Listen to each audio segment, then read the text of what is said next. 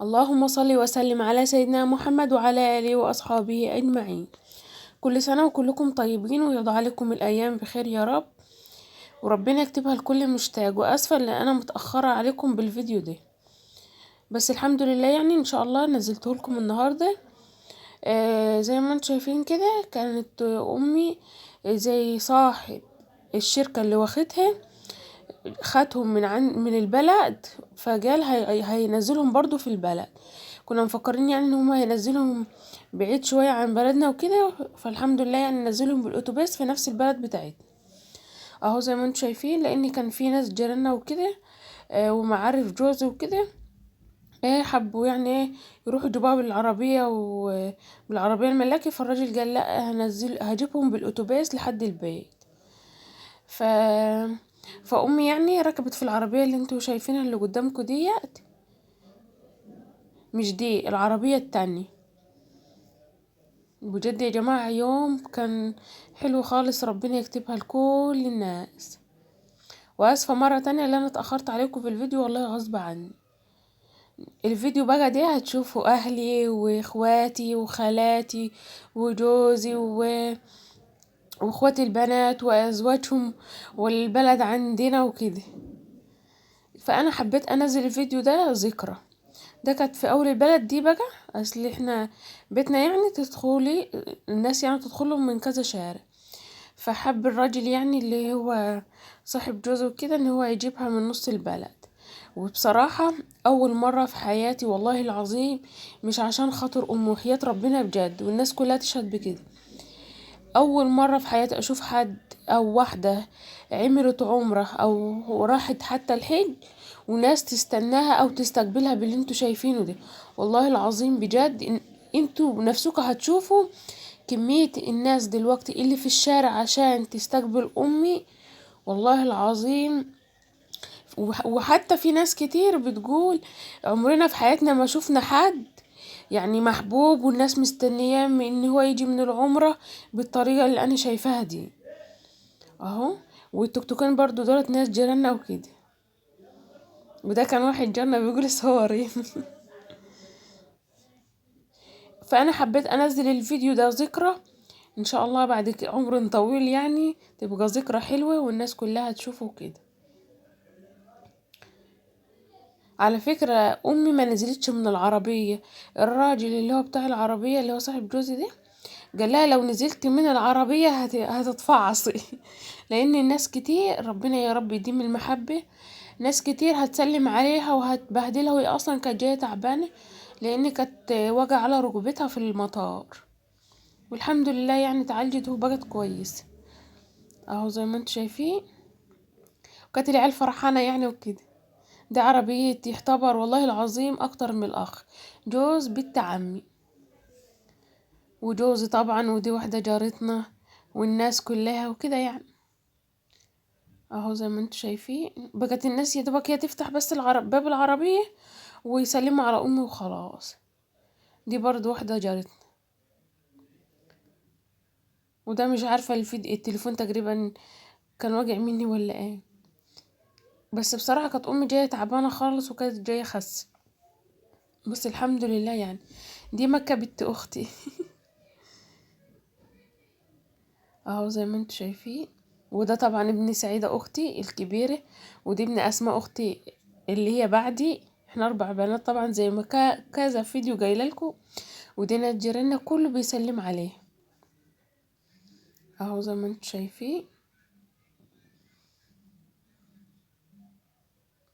الناس كانت فرحانة لها والله. وفعلا في ناس كتير بتقول والله العظيم يا ام سعيدة امي يعني اختي الكبيرة اسمها سعيدة، بيقولوا لها والله العظيم انت تستاهلي اكتر من كده، انت ست محترمة. يعني ربنا جواك وجوزت عيالك ال4 في وجود ابويا طبعا، بس ابويا طيب يعني مش واعي الوعي الكافي زي امي. وابويا طيب بصوا بطريقة رهيبة، عمره ما حقد على حد او مثلا قال ده عنده وده ما عندوش. والحمد لله بفضل الله احنا ال4 بنات طالعين زي امنا وزي ابونا. امي برضو معلمانا الاحترام والادب وازاي نتعاملوا مع الناس وما نقولوش ادبنا على حد ونجبره الناس اللي قدامنا بأسلوبنا الكويس المحترم، ما نزعلوش حد مننا وكده يعني. اهو زي انتم ما انتوا شايفين كده، دي قدام البيت بتاع امي. شوفوا بقى كمية الناس قد ايه. ربنا يديم يا رب يا امي محبتك في قلوب الناس يا رب، وزيدها اكتر واكتر. ده بيت عيال عم يعني، هم على السكة يعني وكده. ودي بقى الناس جيراني وسلفتي واخواتي وخالاتي و... وزوجي وحماتي مرات عمي جوزي وعماتي، كلها كانوا موجودين. فانا مش هقدر اقول لكم بقى مين اختي ومين جوزي وكده، انتوا خمنوا كده وقولوا لي مين بالظبط، وانا هقول لكم ايوه يا لا. اهو زي ما انتوا شايفين، بصراحة كانت لحظة صعبة، لان هي بجد كانت وحشاني. وان شاء الله يا رب يا امي يكتب لك الحجة الكبيرة يا رب بإذن الله، عشان انت تستاهلي على قد صبرك وتعبك ومجهودك معانا، اللي احنا نطلع كويسين ومحترمين. اهو زي ما انتوا شايفين. واسفة ان انا اتكلمت كتير والله العظيم، يعني احساس حلو، يا رب يكتبها لنا كلنا والله العظيم. وفي رجالة من جيراننا وكده كانوا بيسلموا على امي ويقول لها انت وحشتينا انت، ربنا يكتب لك الحجة الكبيرة، عقبال يا رب ما تيجي وانت جاية من الحجة الكبير.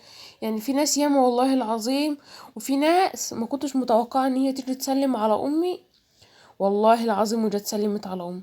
وفي ناس كنت متوقعة يعني مثلا ان هم هيجوا ويسلموا على امي، ومع الاسف محدش شافهم حتى. بس فعلا المواقف اللي زي دي بتبينلك الحلو من الوحش، اللي بيحبك او اللي يكرهك، اللي يتمنى لك الخير وعايزك ان انت تكوني احسن. برضو المواقف اللي زي دي فعلا بتبينلك كل حاجة.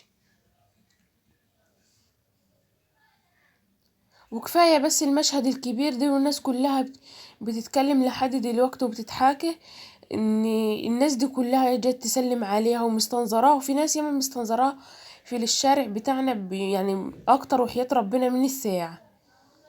في ناس ياما استنتها وكده. والحمد لله على كل حال.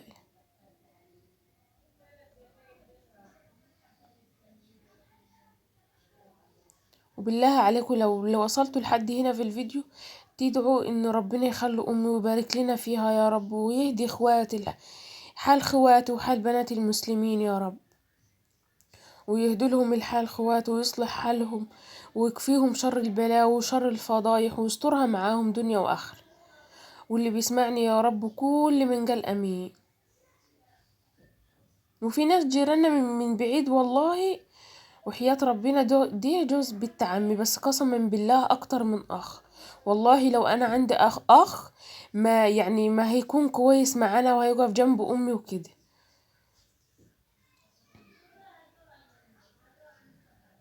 حتى الاطفال وحياة ربنا، العيال الصغيرة كانوا بيعيطوا ويقولوا انت وصلتي يا ست خضرة، الحمد لله اللي انت جيتي بالسلامة. يعني شوف لدرجة ايه، حتى العيال الصغيرة كانت فرحانة بامي. الحمد لله على كل حال، الحمد لله. بس الحمد لله برضو في حاجة حصلت بعد امي ما مشت على طول. تاني يوم الحمد لله اولا واخيرا يعني اختي رجليها انكسرت الحمد لله. يعني قدر الله وما شاء فعل، والحمد لله اللي هي جت على قد كده، ان ما حصلهاش حاجه. بس الحمد لله دلوقتي برضو اختي بقت كويسه ورجلها خفت وكده. ورسمنا لها الكعبه ورسمنا لها الطياره زي ما هي عايز. عملنا لها كعبتين، كعبه كبيره وكعبه صغيره. ده المدخل بتاع بيتنا خلاص. اهو زي ما انتوا شايفين. والناس بقى دخلت وبركت وكده. قعدنا مثلا اكتر من اسبوع او 10 ايام الناس تيجي وتبارك لامي وكده. والحمد لله برضو ربنا قدر امي وكرمها ان هي تجيب لي هدايا لاخواتي وخالاتي ومعارفنا وحبايبنا وكده. الحمد لله. وان شاء الله باذن الله ان شاء الله ربنا يديها الصحه وتروح الحجه الكبيره. ان شاء الله برضو هندو هدايا للناس وهنهادوا كل الناس.